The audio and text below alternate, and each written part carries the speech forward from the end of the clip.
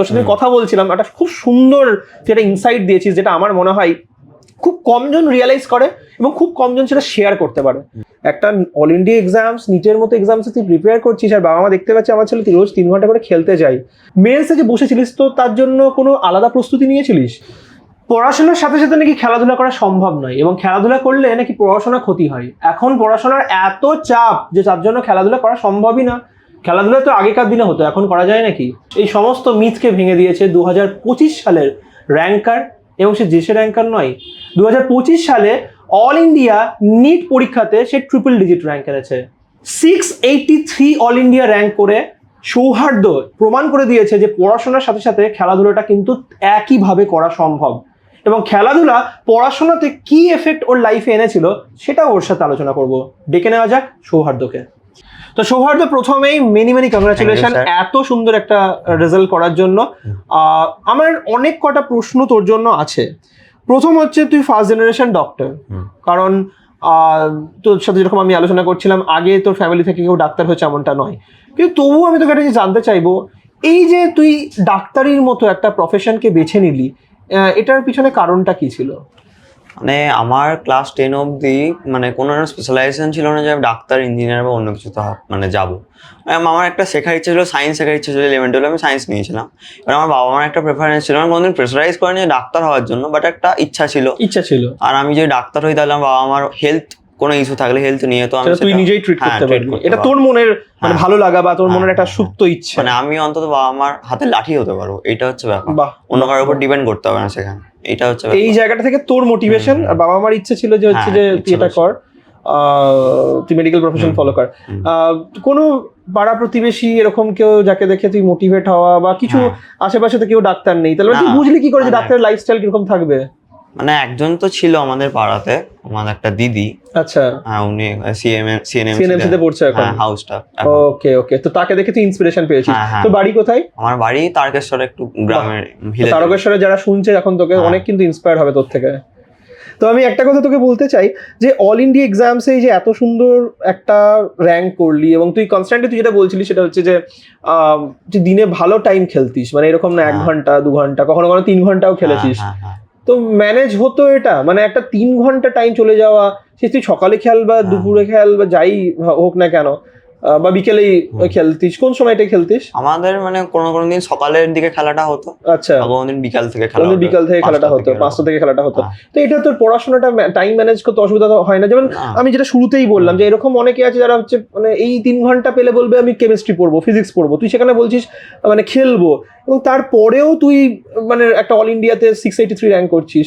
তো তোর অ্যাঙ্গেল থেকে বা তোর পয়েন্ট অফ ভিউ থেকে কি মনে হয় খেলাধুলাটা মানে তো টাইম ম্যানেজমেন্টে কখনো ইস্যু হয়নি? এটা তো কোনোদিন আমাকে মানে পড়াশোনার ফিল্ডে কোনো নেগেটিভ কোনো এফেক্ট তো নেই, বরং পজিটিভ এফেক্ট আছে। যেমন খেলাধুলা করলে আমার মাইন্ডটা একটা রিফ্রেশমেন্ট তো অবশ্যই থাকবে। একদমই তাই। মানে অনেকে যেটা করে অনলাইন গেমিং এসবে ইনভলভমেন্ট হয়, নিজের টাইমটা কিল করে, প্লাস ওটা একটা নেগেটিভ ইম্প্যাক্টও আছে। ঠিক, খেলাধুলার এদিকে খুব পজিটিভ ইম্প্যাক্ট থাকে।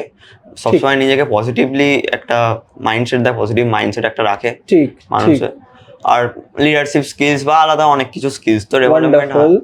এই জায়গাটায় আমি একটা কথা বলতে চাইবো যে তুই লিডারশিপ স্কিল বললি, ঠিক আছে, কিন্তু এই যে টাইম, তুই তো লিডার পরে হবি, তার এখন তো টাইমটা যে অসুবিধা হতো না, মানে ধর মনে হতো না 3 ঘন্টা কেমিস্ট্রি বেশি পড়তে পারতাম বা 3 ঘন্টা বায়োলজি বেশি পড়তে পারতাম, সেরকম ভাবে তো না। আমি তো তাহলে সেরকম দিনে চান খাওয়া দাওয়া সবই ছেড়ে দিয়ে মনে হতো যে আমি ওই টাইমে যদি পড়াশোনা করি এটা করতাম। তো ওটা তো মানে দিনে আমাদের লিমিটেড টাইম একটা থাকতো, 6-7 ঘন্টা যদি সেলফ স্টাডি করি তাহলে আমার মোটামুটি 6 to 7 আওয়ার্স সেলফ স্টাডি। আমার একটা এটা হচ্ছে তোর টিউশন কোচিং এসবগুলো ছাড়া? হ্যাঁ। আচ্ছা, ওকে। তো আমি তোকে এখানে একটা জিনিস জিজ্ঞেস করবো, যে সেটা হচ্ছে পেরেন্টসের রোল। মানে পেরেন্টস অলরেডি তুই বললি বাবা মা কোনোদিন আমাকে মানে প্রেশারাইজ করেনি, কিন্তু এই খেলাধুলাটা করছিস, বাবা মা কিন্তু জানে যে তুই খেলছিস, বাবা মা জানে তুই রেগুলারলি খেলছিস 3 ঘন্টা করে, একটা অল ইন্ডিয়া এক্সামস, নিটের মতো এক্সামসে তুই প্রিপেয়ার করছিস, আর বাবা মা দেখতে পাচ্ছে আমার ছেলে তুই রোজ 3 ঘন্টা করে খেলতে যাই, সেই জায়গাটা দাঁড়িয়ে তারা কোনোদিন আপত্তি করেনি যে এত খেলছিস, দেখিস বাবা কিছু ক্ষতি না হয়ে যায়, মানে এরকম বলেনি? হ্যাঁ মানে একটু তো মানে আশঙ্কা ছিল, বাট আমার বাবা যেহেতু এই খেলার ফিল্ডেরই, ওকে। হ্যাঁ তো আমাকে ওই দিক থেকে কোনোদিন এরকম বলেনি যে এসব একদম বন্ধ, এসব করা যাবে না, এগুলো কোনোদিন বাবা আমাকে এসব বলেন। আচ্ছা বাবার একটা সাপোর্টই ছিল, আর ছোট থেকে তো বাবার মানে হাত ধরেই খেলাধুলাটা শুরু আমার, ওকে। তো এই দিক থেকে অতটা অসুবিধা আমাকে ফেস করতে হয়নি খেলাধুলা নিয়ে। ওকে, পেরেন্টস এই দিক থেকে হ্যাঁ। অ্যাটলিস্ট তোর ফাদার অ্যাটলিস্ট বাবা তোকে কখনো বলেনি যে তুই খেলছিস কেন, তার কনফিডেন্স ছিল যে আমার ছেলে ঠিক মানে জানে কোনটা করলে ঠিক হবে আর কোনটা করলে ঠিক হবে না। ওয়ান্ডারফুল। নিটের আগে তো সম্ভব হয়নি মানে ওইভাবে খেলা, মানে 1-2 মাস আগে তো ওটা তো একদমই নিটের 2 মাস আগে পর্যন্ত খেলেছিস? হ্যাঁ মানে বাড়িতে একদম বাড়িতে যাওয়ার আগে, মানে আমি তো কলকাতায় থাকতাম, হ্যাঁ। বাড়ি যাওয়ার আগেও তারকেশ্বর যাওয়ার আগে পর্যন্ত তুই মানে ভালো মতো খেলেছিস। হ্যাঁ। আচ্ছা এখানে একটা জিনিস বলবো, আমি মানে আমি এইচএস এর টাইমেও খেলতে গেছি, এটা আমারও মনে পড়ছে এই টাইমে খেলাধুলার কথা। আমি 2023 সালে যখন আমি ও এমসি চান্স পেয়েছে আমাদের এমস পাটনাতে, উজ্জয়িনী বলে, তো ওর যখন আমি ইন্টারভিউ নিচ্ছিলাম, ও আমাকে একটা কথা বলেছিল, প্রত্যেক সন্ধ্যেবেলায় ও 6টার সময় হাঁটতে বেরোতো মায়ের সাথে, এবং ও আমাকে বলতো এটা কাইন্ড অফ একটা সেলফ রিওয়ার্ড ওর জন্য, যে না সারাদিন স্যার পড়াশোনা করতাম মন দিয়ে, একটাই ভেবে 6টায় তো হাঁটতে বেরোবো, কি মজা। মানে এই কথাটাই ও বলেছিল আমাকে। আমার এই সেম প্রশ্ন তোর জন্য, তোর জন্য কি এটা রিওয়ার্ড সিস্টেমই ছিল না মানে এটা মানে এটা কি তোর জন্য রিওয়ার্ড সিস্টেম ছিল? আমি তো মানে ওয়েট করে থাকতাম যে আমার এই টাইমটা কখন আসবে যে আমি বন্ধুদের সাথে একসাথে খেলতে পারবো, এটা আমার জন্য মানে তো কাইন্ড অফ তোর পড়াশোনার প্রতি যদি কোনো মনোটোনি আসতো, এটা ব্রেকও করে দিত মনোটোনিটাকে। মানে আমার একটা মনোটোনাস লাইফ কখনোই হয়নি। তোমরা যারা শুনছো তাদেরকে বলবো যে তোমরা মনোটোনি ব্রেক করার জন্য তোমরা অনেক কিছু করো। কখনো গিয়ে হয়তো কারোর সাথে ফোনে কথা বলতে চলে গেলে, ও যেটা বলছিল যে হচ্ছে ভিডিও গেম খেলতে চলে গেলে, সেটা না করে ও যেটা বলছে, পয়েন্ট আউট করছে যে একটা ফিজিক্যালি যদি একটা আমি অ্যাক্টিভিটি করি, তার মধ্যে কিন্তু এটা যেটা আমাদের পুরো শরীর থেকে এমন কিছু গুড কেমিক্যালস রিলিজ হয় যেটা কিন্তু আমাদেরকে মোটিভেটেড রাখে, মনোটোনি ব্রেক করে। সবাই কিন্তু এটা ভাববে, এই জিনিসটা কিন্তু সবাই ভাববে, এবং আমি বলবো ফলো করো, যেটা এখনকার দিনে খুবই বিরল কম্বিনেশনস, যে খেলাধুলা পড়াশোনা একসাথে করছে, ও কিন্তু করেছে।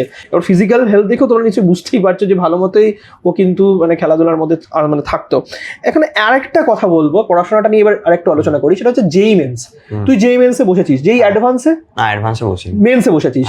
মেন্সে যে বসেছিলিস, তো তার জন্য কোনো আলাদা প্রস্তুতি নিয়েছিলিস? না, আমি তো প্রপারলি নিটের জন্যই প্রিপারেশন নিয়েছি। নিটের জন্য প্রস্তুতি নিয়েছিস, এবং এটা কি কোনো ডিস্ট্রাকশন হয়েছে না? জেই মেন্স ওই একটা বন্ধু ও বলছে ভাই, মানে যারা অরিজিনাল জেই মেন্স এর ক্যান্ডিডেট, তারা ধর সলভ করছে, তাদেরকে দেখে কখনো মনে হয়নি যে আমিও সলভ করব? না, আমার এখানে ওইটা একটা ব্যাপার ছিল যে আমি জেই মেন্স এর পিওয়াইকিউটাই যখন আমার প্রিপারেটরি পিরিয়ড ছিল, আমি ওইগুলোই মেইনলি সলভ করতাম, একটু হায়ার লেভেলে জেই মেন্সটা সলভ করতে। ওইগুলো বরং আমাকে সুবিধাই দিয়েছে নিটের কোশ্চেন সলভের, আরো সিম্পল কোশ্চেন। কারণ আমি কঠিনটা যদি পারি তো আমি ইজিটা অবশ্যই পারবো।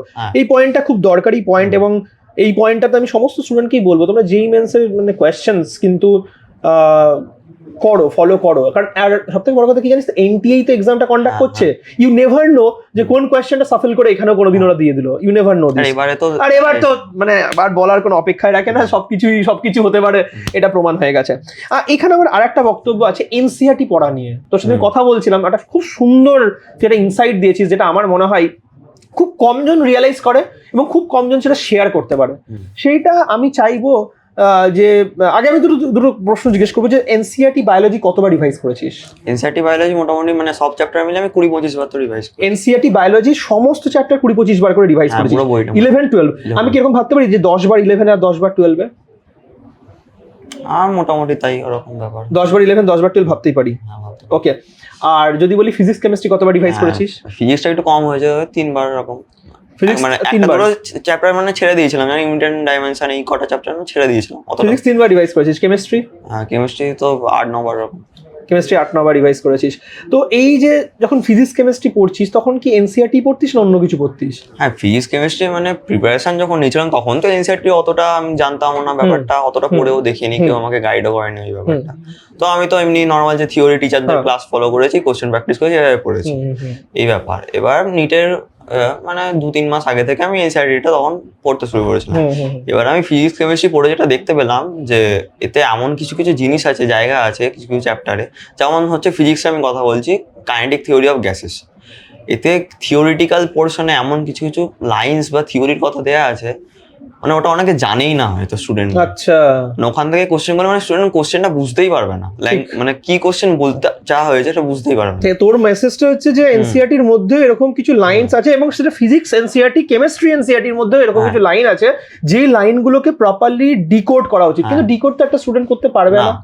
তখন তার ডিউটি হচ্ছে সেই লাইনগুলো কালেকশন করে টিচারকে জিজ্ঞেস করা। আমি এই জায়গা থেকে জিজ্ঞেস করবো, তুই যখন এনসিইআরটি লাইনগুলো ডিকোড করতে পারতিস না, তোকে কিভাবে এই টেস্ট অ্যান্ড ডিসকাশনসে যখন প্রোগ্রামসে ছিলিস প্রেপারে, তুই সেখানে তুই রাহুল স্যারের কথা অনেকবার বলেছিস আমাকে, যে রাহুল স্যার তোকে মেন্টরশিপে অনেকটা হেল্প করেছে, ফিজিক্সের ডাউট ক্লিয়ারিং অনেকটা হেল্প করেছে, তুই এক্স্যাক্টলি কি কি হেল্প পেয়েছিস স্যারের থেকে বা ওভারঅল আমাদের মেন্টারসদের থেকে? হ্যাঁ, ফিজিক্সের কথাটা যেটা রাহুল স্যার, মানে নিটের শেষ দিন পর্যন্ত রাহুল স্যার আমাদের প্রপারলি মেন্টার করে গেছেন।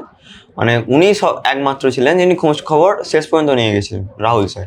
মানে এনসিইআরটির যে কোনো কোশ্চেন মানে রাত অবধি, রাতের কোনো মানে 12টা 1টা যখনই আমি ডাউট পাচ্ছি উনি সেটার ডাউট ক্লিয়ার করে দিয়েছেন। Wonderful wonderful. উনি নিজেদের অনেক টেস্টও নিতেন আমাদের। বাহ সেটার বাহ বাহ বাহ বাহ, খুবই ভালো কথা, খুবই ভালো ব্যাপার। এবার আমি তোর থেকে যে আর একটা জিনিস জানতে চাইবো, তোর এক্সাম হল এক্সপিরিয়েন্সটা একটু ইউনিক, সেটা আমি তোর সাথে কথা বলে জেনেছি। তো নিট 2025 এর এক্সাম হলে গিয়ে তুই কি দিয়ে শুরু করেছিলিস? আমি ফিজিক্স দিয়ে শুরু করেছি। এটা সবাই নোট করো, ও ফিজিক্স দিয়ে স্টার্ট করেছে। নিট 2025 এর পেপার সৌহার্দ্য ফিজিক্স দিয়ে স্টার্ট করেছে, দিয়ে তারপরে কি হলো? পেপারটা তো একদম ভীষণ একটা কঠিন পেপার। মানে ফিজিক্সের আমি প্রথমত 20টা কোশ্চেন পরপর করেছিলাম ট্রাই করে করে, তো ওটাই আমার 1 ঘন্টা টাইম চলে গেছিল। 20টা কোয়েশ্চেন 1 ঘন্টায় করেছে, ভাবো জাস্ট 20টা কোয়েশ্চেন 1 ঘন্টায় করেছে, ওর হাত থেকে 1 ঘন্টা বেরিয়ে গেছে, ওর কাছে আর 2 ঘন্টা মাত্র পড়ে আছে। তারপর তখন আমি ভাবলাম যে আমার যদি এভাবে চলতে থাকে তো ফিজিক্সে আমার সব টাইম চলে যাবে, বায়োলজি কেমিস্ট্রির জন্য তো যেখানে আমার মানে স্কোরটা উঠবে সেটা তো আমার করাই হবে না। তো আমি সঙ্গে সঙ্গে সুইচ করলাম কেমিস্ট্রি, তার কেমিস্ট্রি আমার সব থেকে স্ট্রংগেস্ট পার্ট ছিল আমার প্রিপারেশন। আচ্ছা, তো আমি কেমিস্ট্রি পুরো 45টা কোশ্চেন আমি করেছিলাম 20 মিনিটসে। 20 মিনিটে? হ্যাঁ, 20 মিনিটে 45 কোয়েশ্চেন করে দিয়েছিস, ওয়ান্ডারফুল। তারপর তো তারপরে বায়োলজি যেহেতু সবাই জানে লেন্দি হয়েছিল এবারে, তো ওটা 1 ঘন্টা মতো টাইম লেগে গেছে। বায়োলজি 1 আওয়ার ঠিকই আছে, বায়োলজি 1 আওয়ার তো করতেই হবে, কিছু করার নেই। তারপরে বাকি টাইমটা আমি আবার ঘুরে বাকি তুই পেলি হচ্ছে আরো 40 মিনিট মতো। হ্যাঁ, 40 মিনিট। ওই 40 মিনিটটা তুই করলি হচ্ছে আবার ফিজিক্সকে দিলি। তো সৌহার্দ্য, তোর অল ইন্ডিয়াতে র্যাঙ্ক কত ছিল? 683। স্কোর 613। 613। সো 613 স্কোরে তোর হয়েছে র্যাঙ্ক 683। Wonderful wonderful wonderful. পুরো স্টোরিটাই মানে খুবই ভালো, এবং এর থেকে বোঝা যায় তুই যে খেলাধুলোটা করেছিস না, মানে এই যে তুই ভাবনা কোনো, তুই যদি মানে এই যে একটা মেন্টাল গেম, যে আমি 1 ঘন্টা চলে গেল, আমি মাত্র 20টা আনসার করতে পেরেছি। আমরা কি হয় খেলাধুলোতে এটা দেখি যে লাস্ট ওভারে অব্দি চেষ্টা করতে হবে, এটা তো মুখে তো সবাই বলে, কিন্তু মানে রিয়েলি সেটা করার জন্য যে লাস্ট মুমেন্ট অব্দি আমার লাইফে সবকিছুতে আমি অ্যাটেম্প্ট করে যাবো। আমার বাবা আমাকে বলতেন, বাবা সবসময় আমাকে বলেছে পরীক্ষার ঘরে মানে হলে লাস্ট ঘন্টাটা অব্দি লড়তে হবে, লাস্ট ঘন্টাটা অব্দি। তো সেই জিনিসটা তুই ট্রুলি যে করেছিস তার তো সব থেকে বড় নিদর্শন এটাই। সবই হলো, খুবই ভালো লাগলো, খুবই মানে ভালো ভালো মেসেজ, খুব তোর মেসেজগুলো না খুব মানে কি বলবো, খুবই স্ট্রং, খুবই ক্লিন, খুবই ক্লিয়ার, যেটা আমার এবং খুবই লাউড, যেটা মানে আমার মনে হয় তোমার সবাই কিন্তু ওকে ভালো করে ফলো করা উচিত। আর লাস্টে আমি তোর থেকে 3টে কোয়ালিটি জানতে চাইবো, যেই কোয়ালিটি 3টে তোর মনে হয় যে কোনো অ্যাসপিরেন্টে থাকা উচিত এবং তোরও ছিল। 1 নম্বর হচ্ছে তো কনসিস্টেন্সি আর রেগুলারিটি। যেমন হচ্ছে মানে আমার টিচার যেটা আমাকে হোমওয়ার্ক দিচ্ছে বা যেটা পড়াচ্ছে সেটা দিনে পড়ে নেওয়া, রেগুলারলি ফলো করা, ওই দিনেই আমায় কমপ্লিট করতে হবে, রেগুলারলি সেটা টেস্ট দিতে হবে, অ্যাসেসমেন্ট করতে হবে, এর তো কমন ব্যাপার। আর একটা হচ্ছে যেটা টাইম ম্যানেজমেন্ট। সো রেগুলারিটি তুই বারবার বলছিস, পড়া জমিয়ে রেখে ব্যাকলগ ক্রিয়েট একদম করা যাবে না। মন দিয়ে শোনো সবাই, ব্যাকলগ একদম ক্রিয়েট করবে না, এটা তোমার টাস্ক, এটা করতেই হবে। রেজাল্টের দিনে শুধু রেজাল্ট করলে হবে, সে শুরু থেকে মাথায় রাখতে হবে যে রেজাল্ট তবেই করা সম্ভব যখন টিচার যেদিন যে কাজগুলো দিচ্ছে সেই দিনগুলোই সেটা করে ফেলবো। আচ্ছা, দ্বিতীয়ত হচ্ছে টাইম ম্যানেজমেন্ট, যেটা মানে ওটাই মেন ডিসাইডিং। আচ্ছা, এটা কি বাড়িতে প্র্যাকটিস করার সময় টাইম ম্যানেজমেন্ট করতিস? মানে ধর বাড়িতে বসে এমসিকিউ করবো কটা, তখন কি দেখতিস যে কতক্ষণে কটা কোয়েশ্চেন হলো?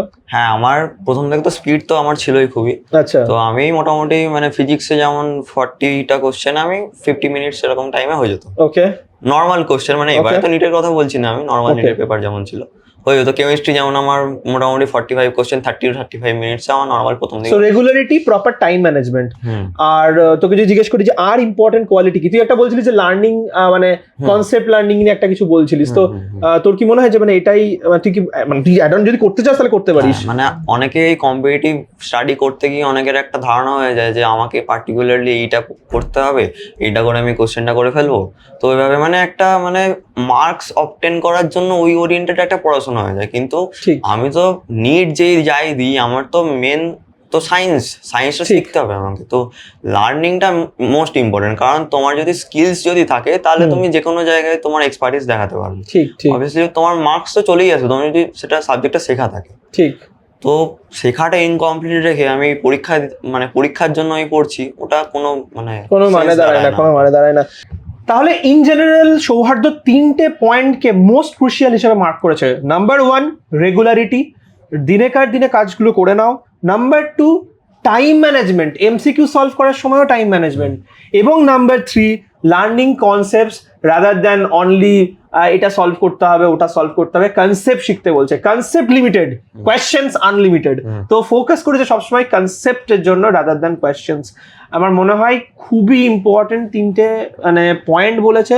আর সত্যি কথা বলতে গেলে তোর এন্টায়ার যে জার্নিটা আমার অসাম লাগে এই কারণেই, কারণ খেলাধুলা এবং পড়াশোনাকে কম্বাইন করে নিজেকে মোটিভেট করেছে, সেলফ রিওয়ার্ড করেছে, পজিটিভ রেখেছে, কোনো নেগেটিভিটির মধ্যে নিজেকে জড়ায়নি, কোনো ডিস্ট্রাকশনে জড়ায়নি, ফিজিক্যালি এত সুন্দর ফিট থেকেছে এবং এত সুন্দর 683 মতো একটা অল ইন্ডিয়া র্যাঙ্ক নিট 2025 করেছে। তো তোমাদের সবাইকেই বলবো সৌহার্দ্যর প্রত্যেকটা কথাকে প্রপারলি ফলো করো। তারকেশ্বরের ছেলেরা তো ডেফিনেটলি, তারকেশ্বরের স্টুডেন্টরা তো ফলো করবেই, তার সাথে গোটা বাংলা স্টুডেন্ট প্রত্যেকের আমার মনে হয় ফলো করা উচিত সৌহার্দ্যকে। আর তুইও তো বাংলা মিডিয়াম থেকেই ছিলিস, তো বাংলা মিডিয়াম থেকেও কিন্তু এত সুন্দর একটা রেজাল্ট করেছে। তো সবাই যদি সৌহার্দ্যকে কোনো প্রশ্ন জিজ্ঞেস করতে চাও কমেন্ট সেকশনসে জানাবে, সৌহার্দ্য থেকে শুনে নিয়ে বা সৌহার্দ্য ডাইরেক্টলিও কমেন্ট সেকশনসে সেগুলোর উত্তর লিখতেই পারবে। আর তোমাদের জন্য তোমাদের সবাইকে অল দ্য বেস্ট। 2026 অ্যাপিয়ার করছো, বাট নিট 2027 অ্যাপিয়ার করবে। আজকের পডকাস্ট এপিসোড এখানে ফিনিশ করছি। সৌহার্দ্য, তোকে আরো একবার অনেক অনেক কংগ্রাচুলেশন। প্রেফার্ড কলেজ আমার তো এমস ভুবনেশ্বর, ঋষিকেশ আর পাটনার মধ্যে, তিনটের মধ্যে AIIMS Bhubaneswar, AIIMS Rishikesh, AIIMS Patna. তো আমরা খুব জলদি আমরা ডক্টর সৌহার্দ্যকে দেখতে চলেছি। তখন আবার তোমাদের সাথে একবার কথা বলিয়ে দেবো সৌহার্দ্য। আজকের জন্য এখানেই আমরা এন্ড করছি।